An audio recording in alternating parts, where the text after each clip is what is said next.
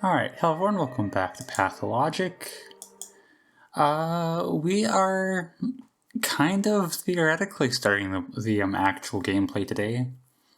It's all still pretty, rigid in what we have to do, like what our plan's gonna be, but I mean, that's not even necessarily a bad thing, is it? Because, it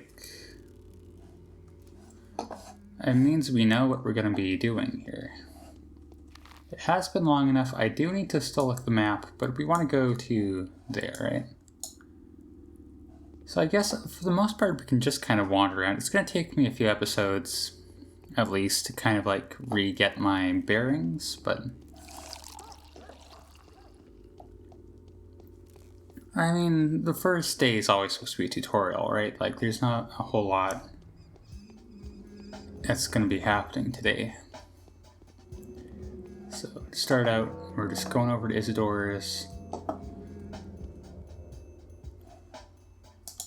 I'm just wondering, because I think there's going to be things with people eventually, but I don't know what I'm saying. So my general plan for today, I mean the in-game today anyways, is going to be first we're going to complete all our missions here. Secondly, I think I want to go around and talk to all the important people, because there's some side quests and stuff. I feel like we should at the very least get to see which of those we can potentially do here.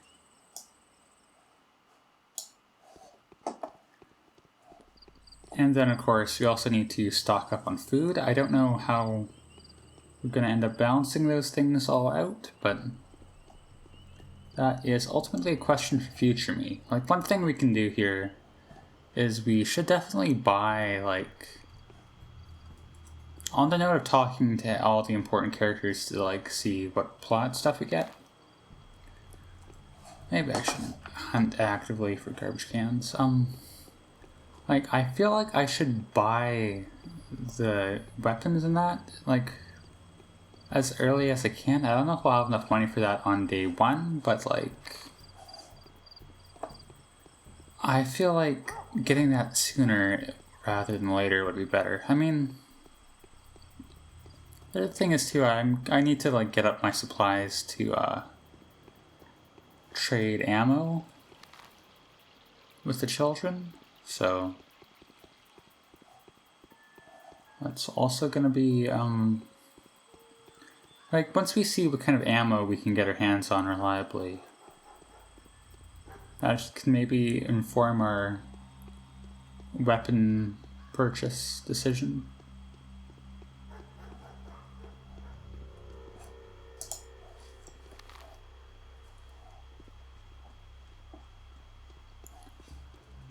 Now I gotta figure my way around here again, because you gotta go in there from a very specific... This whole area, I mean, I feel like it's kind of on purpose with how this game is, but I remember when I first got here how much I struggled with this map. Is it this side, or... No, it's always the last side. I'm looking. You gotta go around here anyways, so we're not, going the wrong way, but... I'm gonna have to, dig up all the, memories out of my brain. We never see Isidore, do we? Hey man, he didn't die or anything, did he? A foul murder occurred here this night. No unauthorized access allowed. Inspecting the crime scene is strictly forbidden until further notice. Who was killed? Well, you're not local, sir, so you're unlikely to understand the loss he suffered. Isidore Brock, the great surgeon, a benefactor to us all, and an all-around skilled doc, an outstanding man, beloved and well-respected by us locals. Does it really always have to take the very best? What a foul time to live in. I knew him. I'm a doctor too. Whoever killed our only doc must surely be looking to get us all killed. Isidore could cure anything. He also knew how to make cuts or incisions because he was a warden. He knew his lines all right. Like I said, it all makes sense. Whoever killed Simon took Isidore's life too. And this is merely the beginning. Or it makes you think the two cases are connected. Well, who would have the heart to attack such men? If you had asked me yesterday, I would have told you that no one would dare inflict such an ugly wound on this town. But if there is someone, it has to be just that, someone. Although it looks fishy, if you ask me. That thing was no man, that's what I think. Explain yourself. See, this murder deal is all mysterious. There was a talon stuck in the victim's chest. Go ahead, bend your arm at the elbow a bit, sir. Yeah, like that, there you go. That's how long it was. It broke off. There was dust on the floor, for the deceased had been a renowned step walker. And the dust was all covered in hoof steps and, like, traces of a sharp bone, I guess? As if someone was using the walking stick around there.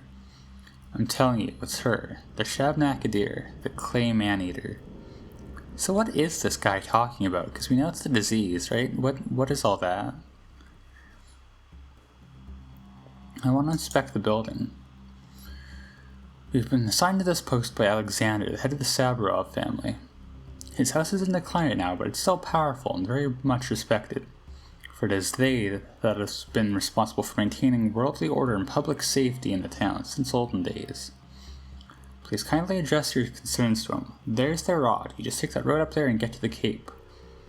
As for me, I'm not authorized to let you in. You should have said so from the start. Oh, and then we talked to Saburov. How about you? Look, there's no place for you to be, sir. Could you kindly leave, eh? This place is villainous, and times are tough. What if some thug or cutthroat comes after you? I can't protect everyone. Okay, that's just idle dialogue. Do my job, you do yours. Now we talk to Saburov. I forget what he, I don't remember all the details of the plot at this point, but I remember that you can just, like... At this point, we can just kind of follow the strokes and we'll get to what we need to be. Whoops, sorry, man. Didn't see you there. Even though I did.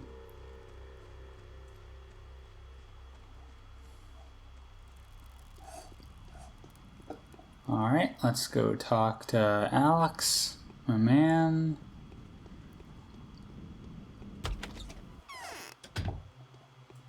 How you doing, fam? This Haruspex is trying to prove his innocence. It's a no-go. So, I finally get to see you. Yes, you really do look like a messenger of sorrowful times. In any case, welcome to the Rod. Our meeting is quite significant in a way.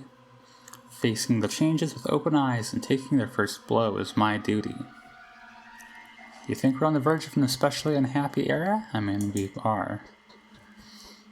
No grim events have clouded our existence since last summer.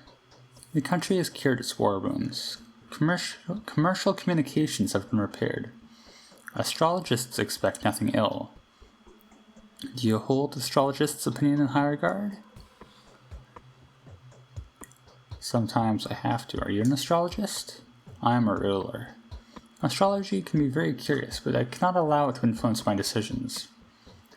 I have to act according to factual circumstances. Would you agree? Definitely. Neither the sun nor death can be looked at without winking.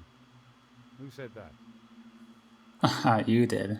I know he's meant to be like it's saying a quote, but it kind of comes across as like a who said that, you know, like when you like say a bad joke and you're trying to pass it off, like... Anyways.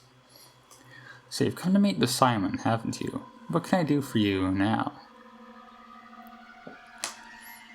I was actually invited by Isidore, so I came to meet with him first and foremost, but now it turns out that he's been murdered, yes. Looks like the murderer is always one step ahead of you, doesn't it? Same when it took Simon's life, too. At least that's the conclusion suggested by the information at my disposal. Same pattern, same signature. So who did it? You wouldn't believe it. His own son. Yeah, that's not true. The fellow came back after being away for quite a while. His father had set him to study surgery when he was but a greenhorn. Quite a lot he's learnt, huh? A wandering scholar turned to evil to the bone. All of that just to grab the inheritance. Wait, how did you figure that out? In all honesty, it's hard to explain to an outsider like you. Do you believe in such a thing as clairvoyance, Bachelor? Sure, why not? Of course I do. Well, I should get to know my wife then, or better yet, those who have already had opportunities to witness the power of her prophecies. Former doubters, first and foremost. Rationalists. She's got something to say to you too, by the way. So your wife called Isidore's son specifically? Not specifically, no. But it all adds up. And the circumstances of Simon's death makes you wonder too. Isidore's son arrived here last night. The timing speaks against him. It even matches the time it takes to get from the Crucible to Isidore's house. What about the motive? He's the type that needs no motives. Students these days know nothing of virtue and ethics. Yeah, okay, that's not a sound argument, I'll say. And a medic too. Humans are just hairless animals to them, or even a harmful virus infesting the environment. Cynical bastards. Oh, but I do apologize. Didn't mean to offend you, even by extension. Sure, you know what? Let's play nice. That's fine, especially since I agree. I'm fed up with students as well. Can I've got a firm hand. Did we not get the right tree for that? I don't remember that part. Who are the people guarding Isidore's house? There's a volunteer patrolman. We usually keep around 20 of them, but I've increased the number recently to 150 or so. Really, why do you need so many? There's unrest in the termitary. If I weren't certain that Isidore has been murdered by his son, I would even consider this crime to be politically motivated. Isidore was preparing to take over the kin and become its leader. At least according to the information I have. What is the kin? The steppe people who work in the abattoir, many of the factory workmen, an ignorant patriarchal pile that hasn't changed much since the Stone Age. They look human enough, but if you look closer, they're just beasts. Believe me when I'm telling you that I am not snobbish in the slightest, but there's good reason to call them that. Yes, Isidore has always had the air of a person untouched by civilization. Goodness, Isidore was an educated modern man compared to them. They revered him too. He got to know modern knowledge, but never left his people. A complicated man. May he rest in peace. Yes, I'm sorry about Isidore. I don't think you're aware of the fact that Isidore came to me last night just after he had returned and warned me that there were some ominous events ahead of us. I take that as an unofficial warning about his upcoming takeover. So you took measures? Evidently. I've mobilized the patrols. I see what you're implying, Bachelor, but I'm not insane. Engineering Isidore's murder. As a matter of fact, a strong, independent kin under Isidore's rule would have been way more useful to me. Really? Why? Because that would weaken the power of the Honorable Vladislav Olgimsky, who's pocketed the economy of the whole town. He'd rather see the kin as a dumb and speechless herd. And come to think of it, well, I'm sure you understand where I'm going with this. I do. Alright, I don't know if that's... Well, let's go through this first dialogue tree again, because we clearly got what we needed before. Were there any traces? And we'll just go with the branch here. Look, I haven't been there myself. I'm quite content with interrogating suspects, especially since we already know who we're after. You can join the hunt, by the way. I can describe his features. There's absolutely no need. As of now, total impartiality is my motto. Okay, well that wasn't it.